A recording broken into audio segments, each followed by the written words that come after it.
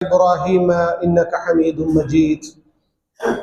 اللهم بارك على محمد وعلى آل محمد كما باركت على إبراهيم وعلى آل إبراهيم إنك حميد مجيد. فقد قال الله تعالى في قرآنه الكريم: أعوذ بالله من الشيطان الرجيم.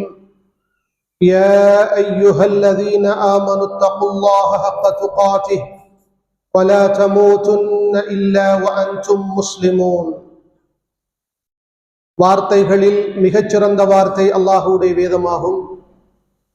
வழிகாட்டல்களிலே மிகச்சிறந்த வழிகாட்டல் நபிகள் ஸல்லல்லாஹு அலைஹி வஸல்லம் அவர்களுடைய வழிகாட்டலாகும். காரியங்களிலே மிகவும் கெட்டது மார்க்கத்திலே புதுமையான காரியங்களை நுழைவிப்பதாகும். ஒவ்வொரு புதுமையான காரியமும் பித்அத்தாகும். ஒவ்வொரு பித்அத்தும் வழிகேடாகும். ஒவ்வொரு வழிகேடும் உங்களை நரகத்திற்கு இட்டுச் செல்லும். இந்த உபதேசத்தை அல்லாஹ்வுடைய தூதர் ஸல்லல்லாஹு அலைஹி வஸல்லம் அவர்கள் தன்னுடைய ஹுத்பா பிரசங்கங்களின் ஆரம்பத்திலே ஞாபகப்படுத்தி இருக்கிறார்கள். அதை நானும் உங்களுக்கு ஞாபகப்படுத்திக் கொள்கின்றேன்.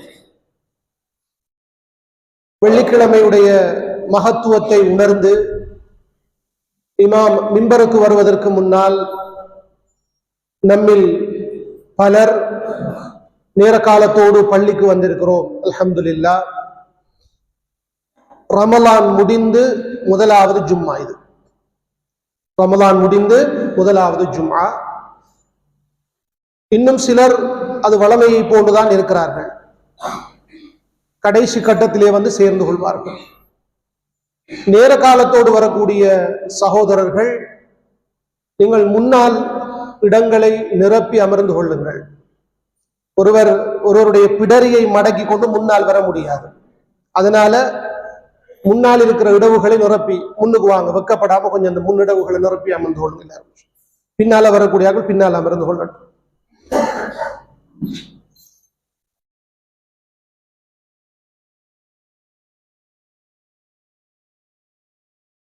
அன்புக்குரிய சகோதரர்களே, நாம் எல்லோரும் ஷவ்வால் மாதத்திலே இருந்து கொண்டிருக்கிறோம். ஷவ்வால் முதலாவது பிறையில் நாம் நோன்பு பெருநாளை கொண்டாடிவிட்டு இந்த ஷவ்வால் மாதத்துடைய முதலாவது ஜும்மாவிலே ஒன்று சேர்ந்திருக்கிறோம். இதிலே ஒரு சுன்னத் அல்லாஹ்வுடைய தூதர் ஸல்லல்லாஹு அலைஹி வஸல்லம் அவர்கள் குறிப்பிட்டார்கள்.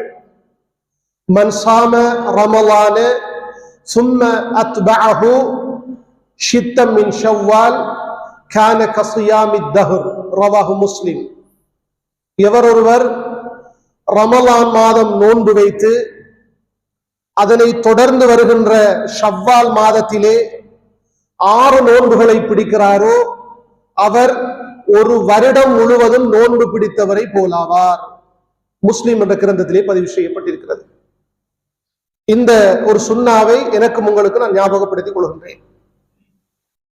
அல் ஹாஃபில் இப்னு ரஜப் ரஹிமஹுல்லாஹ் அவர்கள் சொல்லுகிறார்கள், இந்த ஷவ்வாலுடைய நோன்புக்கு ஒரு உதாரணம் சொல்கிறார்கள்.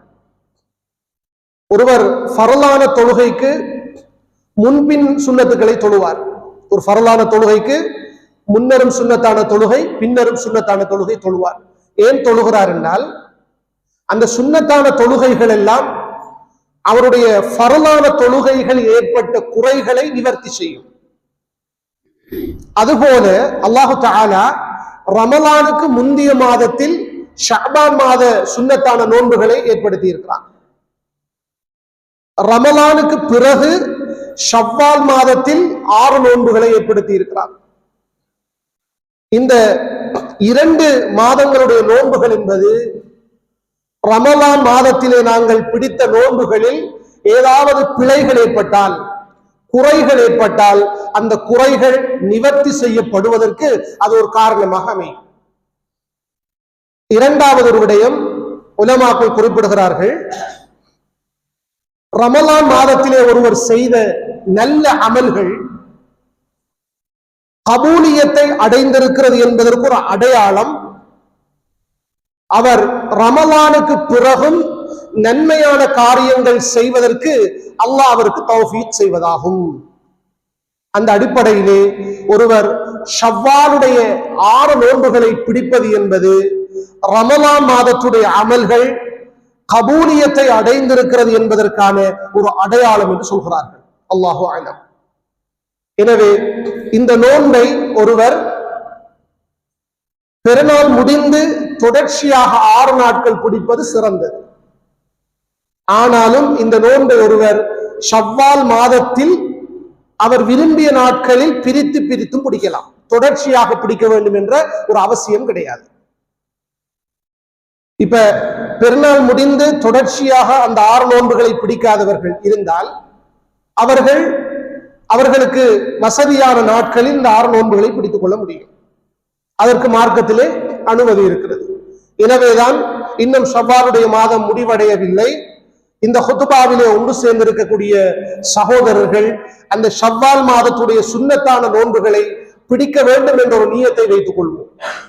அது ஒரு வருடம் அவர் நோன்பு பிடித்ததற்கு சமனாக மாறிவிடுகின்றது. சில நேரத்திலே கலா நோன்புகள் இருக்கும் சிலருக்கு. அந்த கலா நோன்புகளை பிடித்ததற்கு பிறகுதான் ஷவ்வால் நோன்பை பிடிக்க வேண்டும் என்ற அவசியம் கிடையாது. ஏனென்றால் கலா நோன்பை பிடிப்பதற்கு அடுத்த ரமலான் வரைக்கும் அவருக்கு அவகாசம் இருக்கிறது. ஷவ்வால் நோன்பை பிடிப்பதற்கு ஷவ்வால் மாதத்தில் மட்டும்தான் அவருக்கு அவகாசம் இருக்கிறது. அதனால் தான் உலமாக்கள் சொல்லுகிறார்கள், ஒருவர் ஆரம்பத்தில் ஷவ்வாலுடைய 6 நோன்புகளை பிடித்து முடிக்கட்டும், அதற்கு பிறகு அவர் கலாவுடைய நோன்பை பிடிக்கலாம். அல்லது கலாவுடைய நோன்பை பிடித்து விட்டும் அவர் 6 நோன்புகளை பிடிக்கலாம். அது அவருடைய சக்தி வசதிக்கு ஏற்ற அடிப்படையில் அவர் முடிவெடுத்துக் கொள்ள வேண்டும். அப்ப எனவேதான் ஷவ்வாலுடைய மாதத்தில் நாங்கள் பின்பற்ற வேண்டிய ஒரு முக்கியமான சுன்னாவை உங்களுக்கு ஞாபகப்படுத்தி இருக்கிறேன்.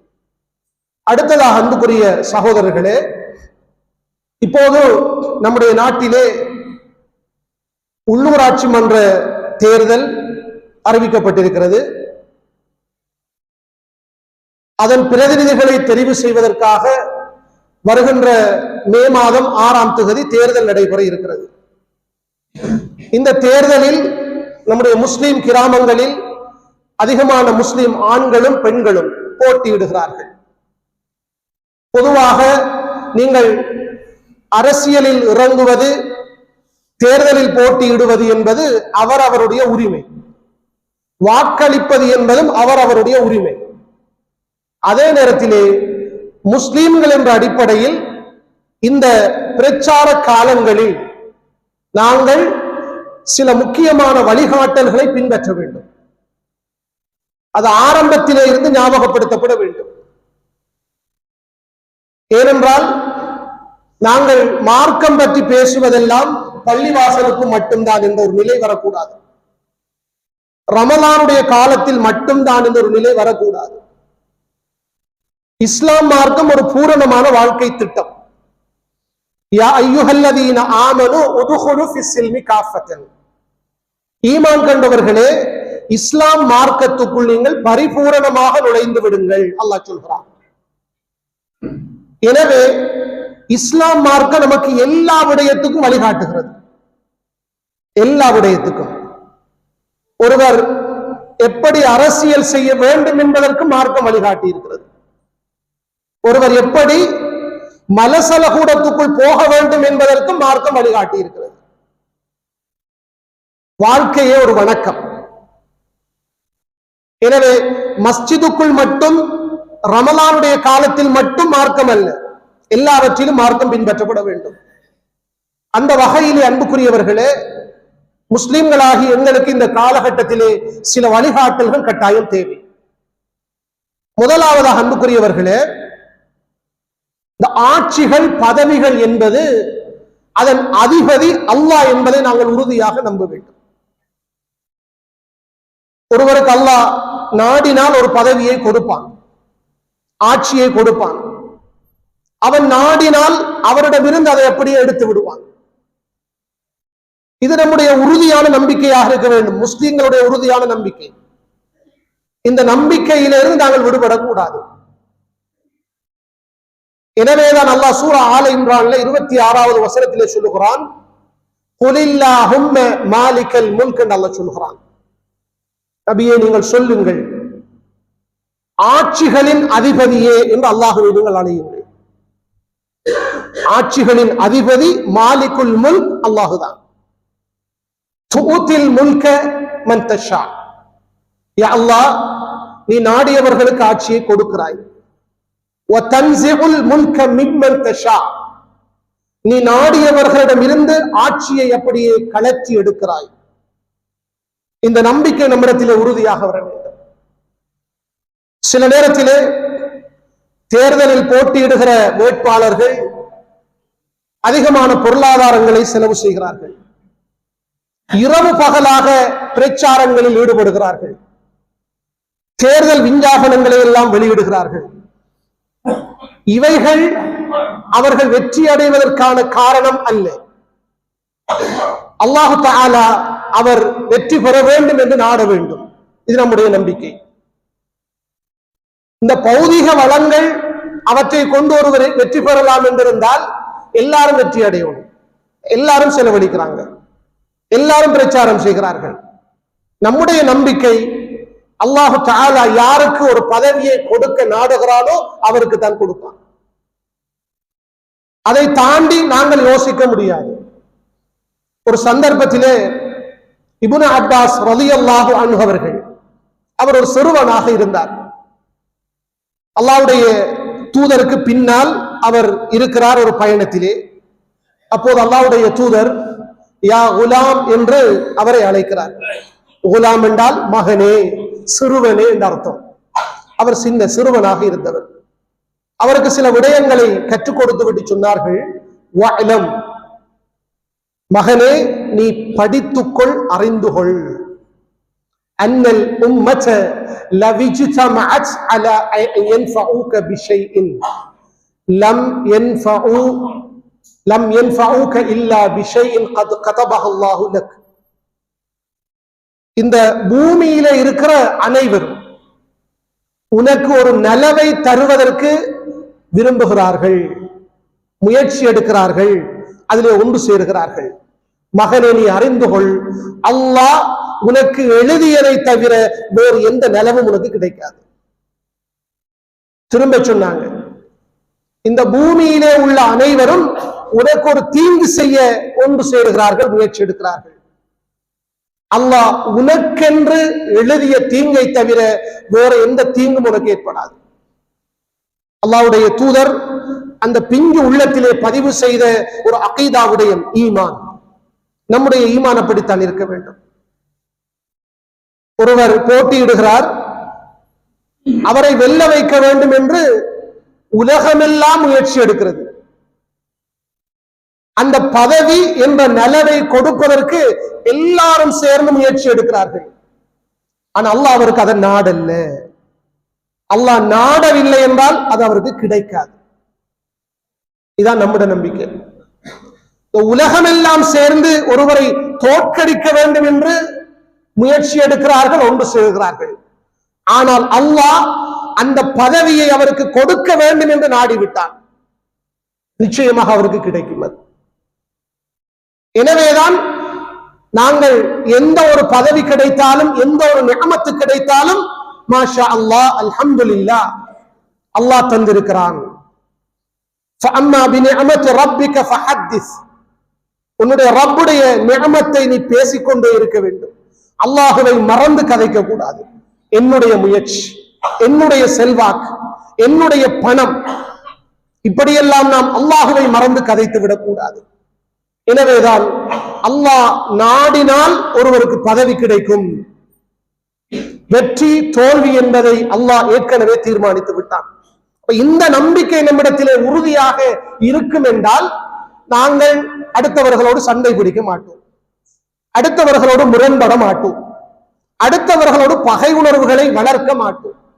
அப்ப இந்த விடயத்திலே நாம் எல்லோரும் உறுதியாக இருக்க வேண்டும். இது நமக்கு இஸ்லாம் சொல்லக்கூடிய மிக முக்கியமான முதலாவது வழிகாட்டல். இரண்டாவதாக அன்புக்குரிய சகோதரர்களே, ஒரு முஸ்லிமை பொறுத்தவரையில் அல்லாஹுவையும் அல்லாஹுடைய தூதரையும் தான் அதிகம் நேசிக்க வேண்டும். அதற்கு பிறகுதான் மற்றவர்களை நேசிக்க வேண்டும். இது அடிப்படை, இது ஈமான்.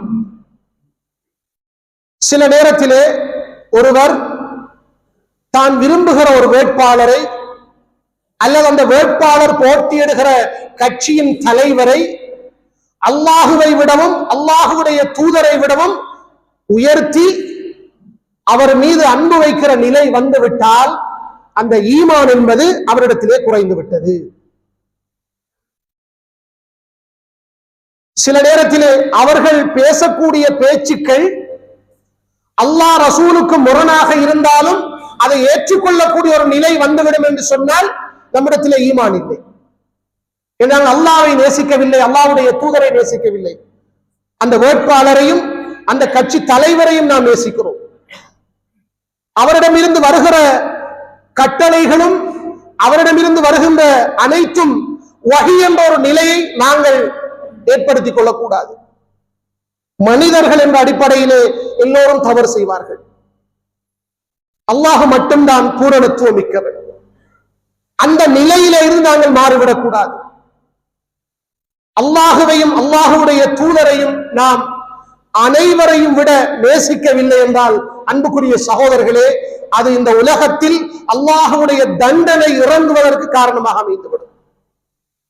அல்லாஹுடைய தூதர் ஸல்லல்லாஹு அலைஹி வஸல்லம் அவர்கள் குறிப்பிடுகிறார்கள், லா யுமினு அஹதுக்கும், ஆரம்பிக்கிறார்கள், உங்களில் எவரும் ஈமான் கொண்டவராகிவிட முடியாது. அப்படி என்றால் அவருடைய ஈமான் என்பது ஒரு பூரணமான நிலையை அடைய முடியாது. எதுவரைக்கும் தெரியுமா? ஹத்தா அகூன அஹப்ப இலைஹி மின் வாலிதிஹி வ வலதிஹி வன் நாஸி அஜ்மஈன். தன்னுடைய பெற்றோர், தன்னுடைய பிள்ளை, இந்த உலகத்தில் உள்ள ஏனைய மனிதர்கள், அது பெரியார்களாக இருக்கலாம், தலைவர்களாக இருக்கலாம், நாம் விரும்புகிற வேட்பாளர்களாக இருக்கலாம், இவர்களை விட அல்லாஹ்வுடைய தூதர் சொல்கிறார்கள், நான் உங்களுக்கு மிக விருப்பத்துக்குரியவனாக மாறும் வரைக்கும் உங்களில் எவரும் ஈமான் கொண்டவர்களாகிவிட முடியாது. உங்களுடைய ஈமான் என்பது பூரணமான ஈமானாக ஆகிவிட முடியாது என்று அல்லாஹ்வுடைய தூதர் சொல்லி இருக்கிறார்கள். அல்லாஹு தஆலா அல் குர்ஆனிலே பல விடயங்களை சொல்லுகிறான்.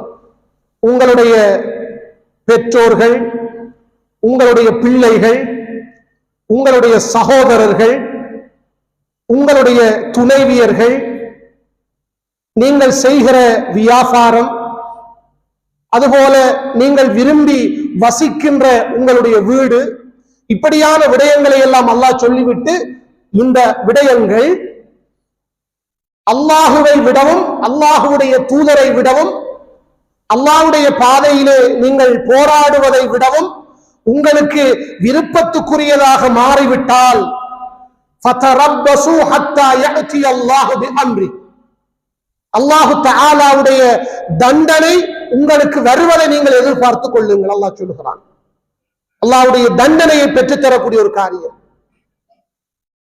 நாங்கள் நமக்கு பிடித்த ஒருவரை நேசிக்கலாம், ஆனால் அன்புக்குரிய சகோதரர்களே, அந்த நேசம் என்பது, அந்த அன்பு என்பது அல்லாஹுவுக்கும் அல்லாஹ்வுடைய தூதருக்கும் நாங்கள் காட்டுகிற, அவர்கள் மீது வைத்திருக்கிற அன்புக்கு சமனாகிவிட முடியாது, அதைவிட அதிகமாக இருக்க முடியாது. இன்றைக்கு நாங்கள் பார்க்கிறோம், சில நேரத்திலே ஒரு வேட்பாளர் இருப்பார், அந்த வேட்பாளருக்காக வேண்டி பல சகோதரர்களை ஒருவர் பகைத்துக் கொள்வார்.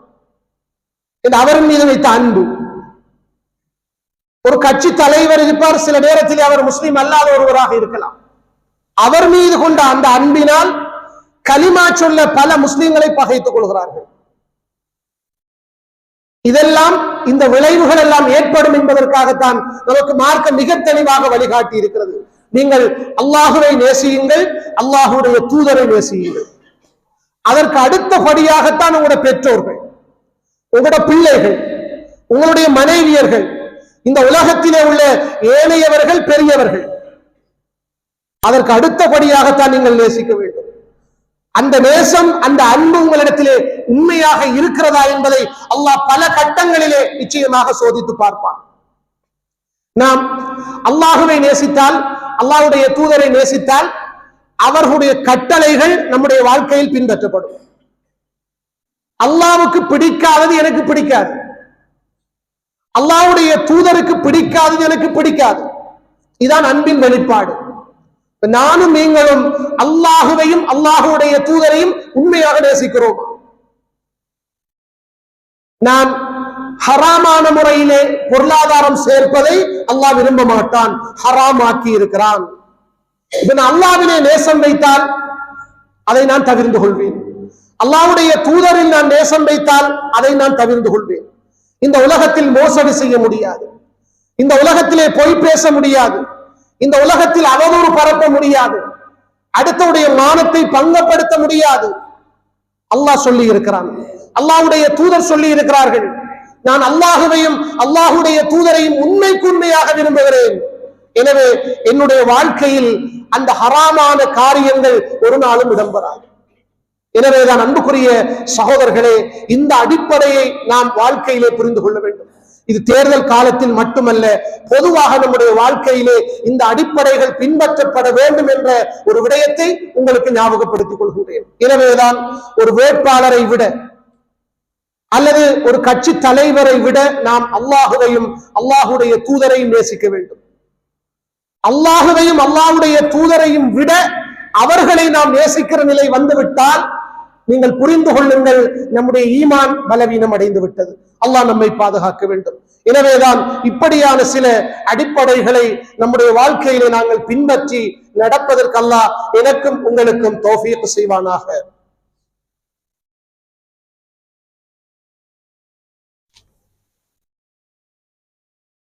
அல்ஹம்துலில்லாஹி ரப்பில் ஆலமீன். அல்லாஹும்ம ஸல்லி அலா முஹம்மதின் வ அலா ஆலி முஹம்மத் كما صليت على إبراهيم وعلى آل إبراهيم إنك حميد مجيد.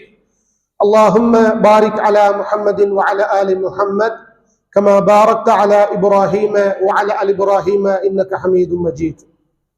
அன்புக்குரிய சகோதரர்களே, இன்னொரு வழிகாட்டல், இந்த பிரச்சார காலங்களில் நம்முடைய நாவுகளை நாங்கள் கட்டாயம் பாதுகாத்துக் கொள்ள வேண்டும்.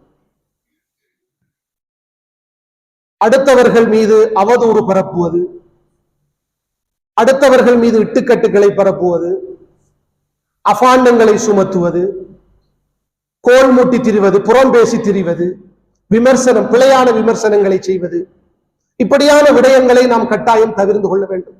பொதுவாக நாங்கள் தவிர்த்து கொள்ளத்தான் வேண்டும். ஆனால் தேர்தல் காலங்களில் கொஞ்சம் அதிகமாக இருக்கிறது. எல்லாரும் முஸ்லிம்கள் தான், கலிமா சொன்னாக்கள் தான். ஆனால் அடுத்தவருடைய மானத்தை இவர் பங்கப்படுத்துவார், அது அவருக்கு விருப்பமாக இருக்கும். பேசி திரிவது மட்டுமல்ல சகோதரர்களே, இன்றைக்குள்ள சோசியல் மீடியாக்களிலே நாம் தவறான கருத்துக்களை பரப்புவதிலே இருந்து நாம் அல்லாஹுவை பயந்து கொள்ள வேண்டும். நாங்கள் பேசுவதும் அடுத்தவர்களை பற்றி பிழையாக எழுதுவதும் ரெண்டும் ஒன்றுதான், ரெண்டும் பெரும்பாவம் தான். மிகவும் கவனமாக நாங்கள் இருக்க வேண்டும். அல்லாஹ்வுடைய தூதர் ஸல்லல்லாஹு அலைஹி வஸல்லம் அவர்கள் இந்த உம்மத்திற்கு கடுமையாக வலியுறுத்திய ஒரு விடயம் நாவை பாதுகாக்க வேண்டும் என்ற ஒரு விடயம். அல்லாஹ்வுடைய தூதரிடத்திலே சஹாபாக்கள் எல்லாரும் வந்து இந்த உலகத்திலும் மறு உலகத்திலும் ஈடேற்றம் பெறுவதற்கான வழிகளைத்தான் கேட்டுக்கொண்டே இருப்பார்கள். ஒரு தடவை உக்பா இப்னு ஆமிர் ரலியல்லாஹு அன்ஹு என்ற நபித்தோழர் வருகிறார். வந்து கேட்கிறார், அல்லாஹ்வுடைய தூதரே, நான் இவ்வுலகத்திலும் மறு உலகத்திலும் ஈடேற்றம் பெறுவதற்கான வழிகளை சொல்லி தாருங்கள், அது எங்களுக்கும் பாடம். இவ்வுலகத்திலே நாம் இந்த குழப்பங்களில் அகப்படாமல் ஈடேற்றம் பெறுவது, இந்த ஃபித்னாவுக்குள் அகப்படாமல், மறுமையிலே அல்லாஹ் தஆலா நம்மை நரகத்திலே இருந்து பாதுகாப்பது, இந்த ரெண்டுக்கான வழிகளை அல்லாஹ்வுடைய தூதரிடத்திலே கேட்டார். அல்லாஹ்வுடைய தூதர் 3 விடயங்களை சொல்லிக் கொடுத்தார்கள். முதலாவது சொன்னார்கள், அம்சிக் அலைக்க லிசானக் என்றார்கள். முதலாவது விடயம், உன் நாவை நீ கட்டுப்படுத்திக் கொள்ளு சொன்னார்கள். ஹராமான பாவமான பேச்சுக்களிலே இருந்து உன்னுடைய நாவை நீ கட்டுப்படுத்திக் கொள். இந்த நாவிலே இருந்து பொய், புறம் பேசுவது, அவதூறு பரப்புவது, கோல் மூட்டி திரிவது, அடுத்தவுடைய உள்ளங்கள் புண்படக்கூடிய பேச்சுக்களை பேசுவது, இவைகள் அனைத்தும் நாவிலே இருந்து வெளியாகின்றன. எனவே அல்லாஹ்வுடைய தூதர் சொல்லிக் கொடுக்கிறார்கள், அம்சிக் அலைக லிசானக், உன் நாவை நீ கட்டுப்படுத்திக் கொள். கஷ்டமான விடயம், ஆனால் நாவை கட்டுப்படுத்தினால் சுவர்க்கம் இருக்கிறது. என் நாவை நான் கட்டுப்படுத்துவேன் என்று ஒருவரால் உத்தரவாதம் தர முடியும் என்றால் அல்லாஹ்வுடைய தூதர் அவருக்கு சுவர்க்கம் கிடைக்கும் என்ற உத்தரவாதத்தை வழங்கி இருக்கிறார்கள். அது இலகுவான விடயம் அல்ல, கஷ்டமான விடயம். நாவை கட்டுப்படுத்திக் கொள். இரண்டாவது சொன்னார்கள், வல் யஸஅக பைத்துக், உன்னுடைய வீடு என்பது உனக்கு விசாலமாகட்டும் என்று சொன்னார்கள். உண்மையிலே இன்றைக்கு உலகத்தில் எந்த இடத்தில் நாங்கள் சேர்ந்தால் அந்த இடத்தில் ஃபித்னா ஏற்படுமோ, அந்த இடம் அல்லாஹ்வுக்கு பிடிக்காதது என்று ஹதீஸ்களிலே எச்சரிக்கப்பட்டிருக்கிறதோ அந்த இடத்தில் தான் மக்கள் விரும்பி சேர்கிறார்கள்.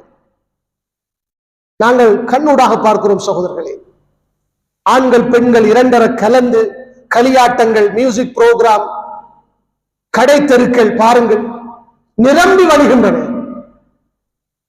ஆனால் உரிய நேரத்துக்கு அதான் சொல்லப்படுகிறது, தொழுகைக்கு வாருங்கள் என்று அழைப்பு விடுக்கப்படுகிறது. கடை தெருக்களில் கதைத்துக் கொண்டிருப்பவர்கள் கதைத்துக் கொண்டுதான் இருக்கிறார்கள். அவர்களுடைய உள்ளங்களில் அது ஒரு மாற்றத்தை கூட ஏற்படுத்தவில்லை. எங்கே இருக்கிறது ஈமான்?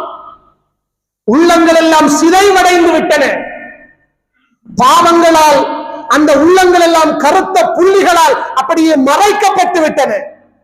எந்த ஒரு நல்ல விடயமும் சென்றடைவதில்லை. குழப்பங்கள் நிறைந்த இந்த உலகம், இப்படி ஃபித்னாக்கள் இடம்பெறுகின்ற இடத்தில் நீ இருப்பதை விட அல்லாஹ்வுடைய தூதர் சொல்கிறார்கள், உன்னுடைய வீடு என்பது உனக்கு விசாலமாகட்டும். நீ வீட்டிலே உனக்கு தனிமை கிடைக்கிற போது சுன்னத்தான வணக்கங்களை நீ செய்து கொண்டே இரு. ஃபர்லான தொழுகைக்காக பள்ளிக்கு வருகிறோம், சுன்னத்தான தொழுகைகளை வீடுகளில் அமைத்துக் கொள்ளலாம். குர்ஆன் ஓதலாம், திக்ர் செய்யலாம், இஸ்திக்பார் செய்யலாம், உன் குடும்பத்துடைய ஹக்குகளை நிறைவேற்றலாம், உன் பிள்ளைகளோடு நெருங்கி பழகலாம். இந்த ஃபித்னாவிலே இருந்து உன்னை பாதுகாத்து உன் வீடு உனக்கு விசாலமாகட்டும். அல்லாஹ்வுடைய தூதர் இரண்டாவது வழியை சொல்லிக் கொடுத்தார்கள். மூன்றாவது சொன்னார்கள், வப்கி அலா ஹதீஅதிக், நீ இந்த உலகத்திலே செய்த தவறுகளுக்காக, பாவங்களுக்காக மனம் உருகி நீ அழ வேண்டும் என்றார்கள் அல்லாஹ்வுடைய தூதர். அன்புக்குரிய சகோதரர்களே, நானும் நீங்களும் செய்கின்ற தௌபா உண்மையான தௌபாவாக இருந்தால் நிச்சயமாக நமக்கு அழுகை வர வேண்டும். இந்த உலகத்திலே நான் வாழுகிற போது இப்படி எல்லாம் பாவம் செய்திருக்கிறேன், அல்லாஹ்விடத்திலே முறையிடுகிற போது அப்போது உண்மையான தௌபா அழுகையை வெளியாக்கும். அல்லாஹுவை நினைத்து அழுத கண்கள் மறுமை நாளையில் நரகத்தில் நுழையாது. அல்லாஹ்வுடைய தூதர் சொன்னார்கள், அல்லாஹுவை நினைத்து அழுத கண்கள், உன் தவறுகளுக்காக நீ உண்மையாக அழுதுகொள். இந்த மூன்றும் தான் நீ உலகத்திலும் மறுமையிலும் ஈடேற்றம் பெறுவதற்கான வழிகள். அல்லாஹ்வுடைய தூதர் சொன்னார்கள், உலகத்தின் குழப்பங்களிலே நீங்கள் அகப்பட்டு விட வேண்டாம் சகோதரர்களே. உலகத்தின் குழப்பங்களில் நீங்கள் அகப்பட்டு விட்டால் அது இரவின் இருளை போன்றது, உங்களால் வெளியேற முடியாது. அல்லாஹ்வுடைய தூதர் எச்சரிக்கிறார்கள், முன்னறிவிப்பு செய்கிறார்கள். ஒரு காலம் வரும், அந்த காலத்திலே இரவின் இருள் போன்று குழப்பங்கள் ஏற்படும். அந்த குழப்பத்துக்குள் ஒருவர் அகப்பட்டு விட்டால் அவருக்கு நுழைந்த வழியும் தெரியாது, வெளியேறுகிற வழியும் தெரியாது. சிலர் என்ன செய்வது என்று இந்த குழப்பங்களுக்குள் அகப்பட்டதால் தொடர்ந்து ஃபித்னாவுக்குள்ளே இருந்து கொண்டிருக்கிறார்கள். அல்லாஹ் பாதுகாக்க வேண்டும். எனவே நாவை கட்டுப்படுத்துகிற காலம் முக்கியமான காலம். ரமலான் முடிந்து வந்திருக்கிறோம். ரமலான் முடிந்து இந்த ரமலானிலே நாங்கள் பெற்ற பயிற்சி என்ன சகோதரர்களே? வெறும் ஹதீஸாக கேட்காதீர்கள். பொய் பேசுவதையும் புறம் பேசுவதையும் பாவமான காரியங்களையும் யார் விட்டுவிடவில்லையோ அவர் பசியோடும் தாகத்தோடும் இருப்பதில் அல்லாஹ்வுக்கு தேவையில்லை. எத்தனை தடவைகள் ரமலானில் இருந்த ஹதீஸை நாம் கேட்டிருக்கிறோம். என்ன மாற்றம் வந்திருக்கிறது? நம்முடைய நாவுகள் கட்டுப்படுத்தப்படுகிறதா? ஒரு கட்டத்திலே முஆத் இப்னு ஜபல் ரலியல்லாஹு அன்ஹு அவர்கள் ஒரு பயணத்திலே அல்லாஹ்வுடைய தூதருக்கு மிக பக்கத்திலே இருக்கிறார்கள். சஹாபாக்கள் எப்பொழுதும் அல்லாஹ்வுடைய தூதரோடு நெருங்கி பழகின்ற ஒரு வாய்ப்பு கிடைத்து விட்டால் அதை பயன்படுத்துவார்கள். இவர் கேட்கிற கேள்வியை பாருங்கள். அல்லாஹ்வுடைய தூதரே, அக்பிர்னி பிஅமலின் யுத்கிலினி அல் ஜன்னஹ் வ யுபாஇதுனி அனின் நார். என்னை சுவர்க்கத்துக்குள் நுழைவித்து விடக்கூடிய, நரகத்தை விட்டும் என்னை தூரப்படுத்தக்கூடிய ஒரு அமலை எனக்கு கற்றுத்தாருங்கள். அல்லாஹ்வுடைய தூதர் சொன்னார்கள் முஆதை பார்த்து, நீ கேட்ட விடயம் பெரிய விடயம், நீ ஒரு பெரிய விஷயத்தை கேட்டிருக்கிறாய். சொர்க்கத்துக்கு போறது என்பது அவ்வளவு ஈஸியான ஒரு விடயம் அல்ல. ஆனாலும் அல்லாஹ் யாருக்கு அதை இலகுபடுத்தி இருக்கிறானோ அவர்களுக்கு இலகுவானது. அந்த கூட்டத்தில் அல்லாஹ் நம்மை சேர்க்க வேண்டும். சகோதரர்களே, நிறைய விஷயங்களை சொன்னாங்க. தொழுங்க, நோன்பு பிடிங்க, ஜக்காத்து கொடுங்க, ஹஜ்ஜி செய்யுங்க, சுன்னத்தான நோன்புகள் பிடிங்க, இரவு வணக்கம் செய்யுங்க, சதகா செய்யுங்க, எல்லாத்தையும் அல்லாஹ்வுடைய தூதர் சொல்லிவிட்டு சொன்னாங்க, அலா உக்பிருக பிமிலாகி ذلك குல்லி, இவை அனைத்தையும் பூரணமாக்கிவிடக்கூடிய ஒன்றை உங்களுக்கு நான் அறிவிக்கட்டுமா என்று கேட்டாங்க. நீங்க தொழுக பூரணமாகணுமா? நீங்க பிடித்த நோன்பு பூரணமாகணுமா? நீங்க செய்த ஹஜ் பூரணமாகணுமா? உங்களோட சதகா பூரணமான நன்மை அடைய வேண்டுமா? சொல்லிவிட்டு அல்லாஹ்வுடைய தூதர் தன்னுடைய நாக்கை பிடித்து காட்டினார்கள். பிடித்து காட்டிவிட்டு சொன்னார்கள், குஃப அலைக ஹாதா, இந்த நாவை நீ பாதுகாத்துக்கொள். ஹராமான பேச்சுக்களிலே இருந்து இந்த நாவை நீ பாதுகாத்துக்கொள். இந்த நாவு பாதுகாக்கப்பட்டால் நீ செய்த அமல்கள் எல்லாம் பூரணம் அடைந்து விடும். இப்ப நம்மட நோன்பு பூரணமா இருக்குமா? நம்மட தொழுகை பூரணமா இருக்குமா? ஒவ்வொரு ஆளும் கேட்டு பாருங்க. உடனே அந்த சஹாபி ஆச்சரியமா கேட்டாரு, அல்லாஹ்வுடைய தூதரே, நாங்கள் கதைப்பவற்றாலும் குற்றம் பிடிக்கப்படுவோமா? உலகத்திலே நாங்கள் கதைக்கின்ற விடயங்களால் குற்றம் பிடிக்கப்படுவோமா? அல்லாஹ்வுடைய தூதர் சொன்னார்கள், மறுமை நாளில் நாவின் விபரீதங்களால் தான் அதிகமானவர்கள் நரகத்தில் முகம் குப்புறவல இருக்கிறார்கள்.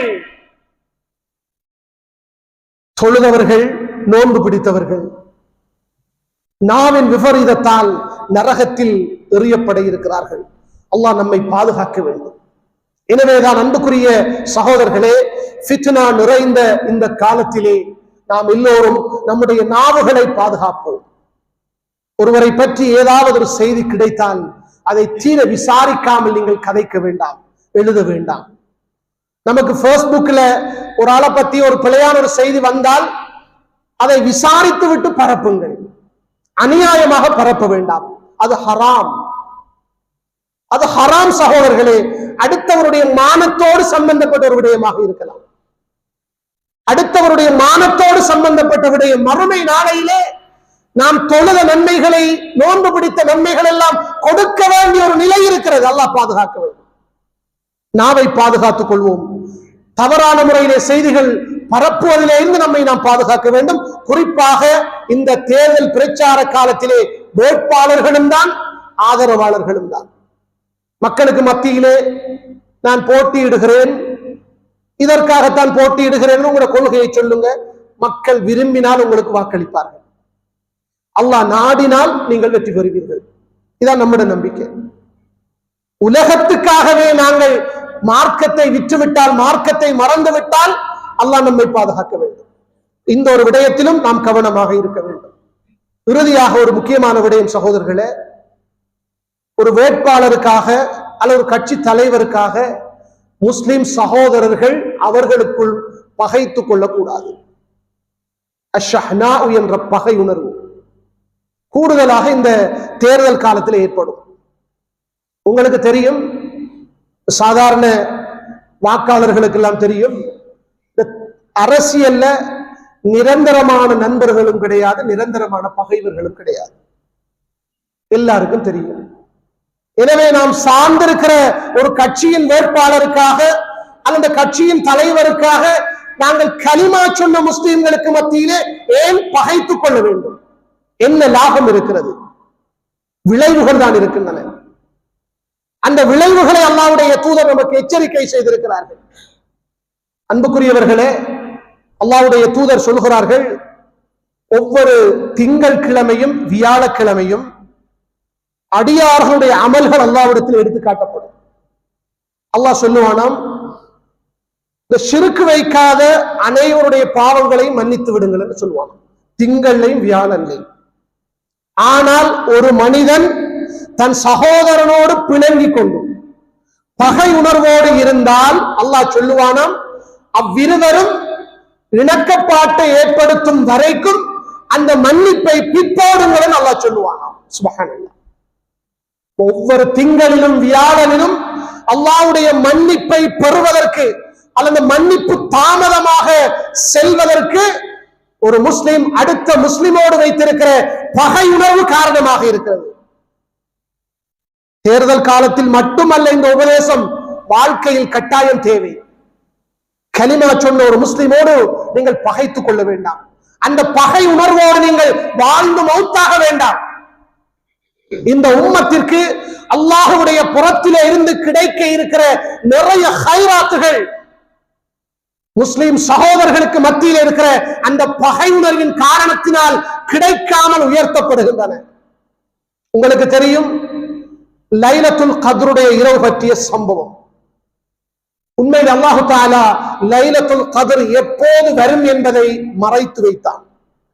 ஒரு கட்டத்தில் அல்லாஹ்வுடைய தூதர் இந்த லைலத்துல் கத்ர் எப்போது வரும் என்பதை அறிவிப்பதற்காக மக்களுக்கு மத்தியிலே வருகிறார்கள்.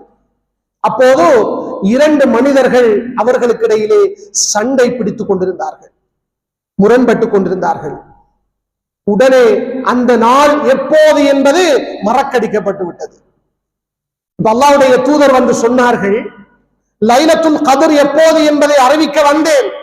இரண்டு மனிதர்கள் பிணங்கிக் கொண்டார்கள், சண்டையிட்டுக் கொண்டார்கள், அது மறக்கடிக்கப்பட்டு விட்டது. உலமாக்கள் அந்த ஹதீஸுக்கு விளக்கம் சொல்றாங்க, முஸ்லிம்கள் அவர்களுக்கு மத்தியிலே பகை உணர்வுகளை ஏற்படுத்தி பகைவர்களாக வாழுகின்ற அந்த நிலை என்பது இந்த உம்மத்துக்கு வருகின்ற அதிகமான ஹைராத்துகள் நலவுகள் இல்லாமல் போவதற்கு அது காரணமாக அமைந்துவிடும். அது மட்டுமல்ல அன்புக்குரியவர்களே, இன்னொரு பாரதூரமான விளைவு என்ன தெரியுமா? இந்த பகை உணர்வோடு வாழுகிறவர்களுடைய கடைசி முடிவு என்பது ஒரு மோசமான முடிவாகத்தான் அமைந்துவிடும். அல்லாஹ்வுடைய தூதர் சொன்னார்களே, ஒரு முஸ்லிம் தன் சகோதரனோடு 3 நாளைக்கு மேல் பேசாமல் இருப்பது ஹராம். ஒரு முஸ்லிம் தன் சகோதரனோடு 3 நாளைக்கு மேல் பேசாமல் இருப்பது ஹராம். அப்படி பேசாமல் இருந்த நிலையில் யார் மரணிக்கிறாரோ அவர் நரகம் நுழைவார். அல்லாஹ்வுடைய தூதருடைய எச்சரிக்கை. இந்த ஹதீஸ்கள் எல்லாம் நமக்கு பயத்தை ஏற்படுத்த வேண்டும் சகோதரர்களே.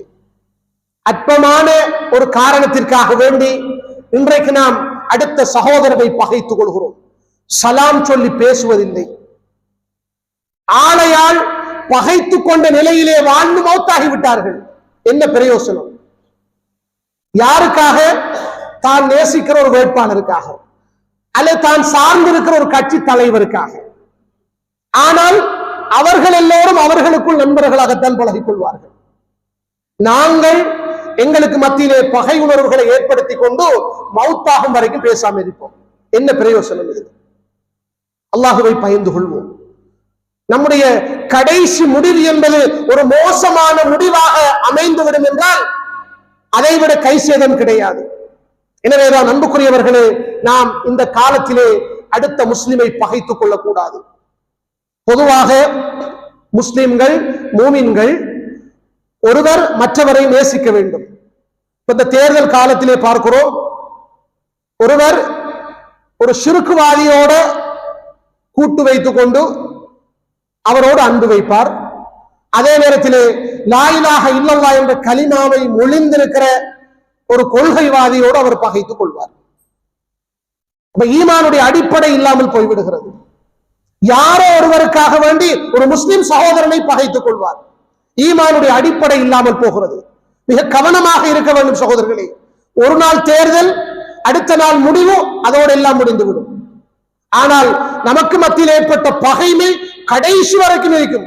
நம்ம இன்று வரைக்கும் அறிகிறோம். தேர்தல் காலத்திலே, பிரச்சார காலத்திலே ஏற்பட்ட முரண்பாடு, அடிகுடி, சண்டை சச்சரவுகள் முடிவடையவில்லை. இன்னும் பலருக்கு நீதிமன்றத்திலே வழக்குகள் இருந்து கொண்டிருக்கின்றன, முடிவடையவில்லை.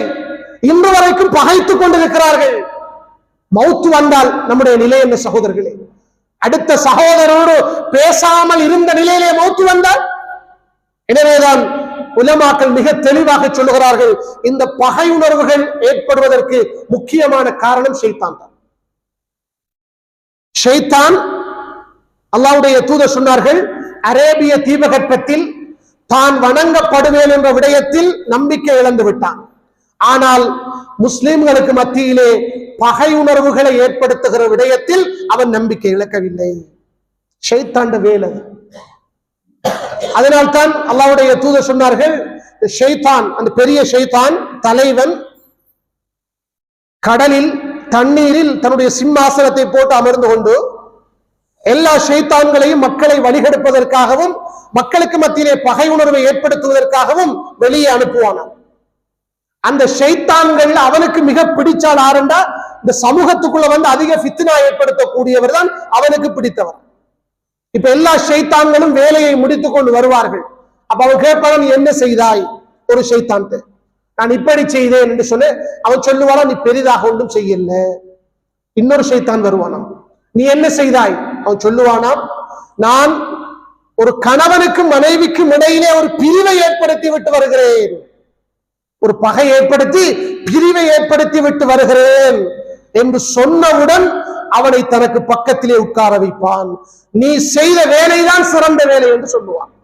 ஷைத்தாண்ட வேலை கணவனையும் மனைவியையும் பிரிப்பது, சகோதரர்களுக்கு மத்தியிலே பகை உணர்வை ஏற்படுத்தி பிரிப்பது, குடும்பங்களுக்கு மத்தியிலே பிரிப்பது, இதெல்லாம் ஷைத்தாண்ட வேலை. நம்ப வேண்டும். அதுபோல நமக்கு மத்தியில் இருக்கிற பொறாமை, போட்டி, இந்த உலகத்தின் மீது நாங்கள் வைத்திருக்கிற மோகம், இந்த உலகத்தை அடைந்து கொள்ள வேண்டும் என்ற அந்த போட்டி. உண்மையிலே ஒரு பதவி என்பது இந்த உலகத்தில் கிடைக்கும் அற்பமான ஒரு பதவி, நிரந்தரம் இல்லை எதுவும். உலக வரலாற்றிலே நாங்கள் பார்க்கிறோம், ஃபிரௌன் எங்கே, ஹாரூன் எங்கே? அன்புக்குரியவர்களே, யோசித்து பாருங்கள், இந்த காரூன் என்ற மன்னன் எங்கே? எல்லாம் ஒரு கொஞ்ச காலத்துக்கு தான் அழியக்கூடியது. உலகத்திலே நாங்கள் போட்டி போட்டுக் கொண்டு எங்களுக்கு மத்தியிலே அந்த சகோதரத்துவத்தை இழந்து விட்டால், பகை உணர்வை நாங்கள் ஏற்படுத்தி கொண்டால், அது நம்முடைய மறுமை வாழ்க்கையை நாசப்படுத்தி விடும். எனவே இந்த விடயத்திலும் நாங்கள் மிக கவனமாக இருக்க வேண்டும். அன்புக்குரிய சகோதரர்களே, ஒரு தெளிவை உள்ளத்திலே வைத்துக் கொள்ளுங்கள். நாங்கள் ஏற்றிருக்கிற இஸ்லாம் மார்க்கம் நமக்கு எல்லா நிலைகளிலும் எல்லா துறைகளிலும் வழிகாட்டி கொண்டுதான் இருக்கிறது. அந்த வழிகாட்டலை நாங்கள் எடுக்க வேண்டும். தேர்தல் காலங்களாக இருந்தாலும் நமக்கு குர்ஆன் தான் வழிகாட்டி, நமக்கு சுன்னா தான் வழிகாட்டி. அந்த வழிகாட்டிகளை நம்முடைய வாழ்க்கையிலே முடியுமான வரைக்கும் நாங்கள் எடுத்து நடக்க வேண்டும். இந்த காலத்தில் நானும் நீங்களும் இந்த ஃபித்னாக்களுக்குள் அகப்படாமல் எங்களை நாங்கள் பாதுகாத்துக் கொண்டால் இன்ஷா அல்லாஹ் இந்த உலக வாழ்க்கையிலே இருந்து நாங்கள் பாதுகாப்பு பெறலாம். மறுமையிலும் நரகத்திலேயும் நாங்கள் ஈடேற்றம் பெற முடியும். அதற்கு அல்லாஹ் தஆலா நம் அனைவருக்கும் தௌஃபீக் செய்வானாக. ஆமீன் ஆமீன். வ ஆகிரு தஅவானா அனில் ஹம்துலில்லாஹி ரப்பில் ஆலமீன்.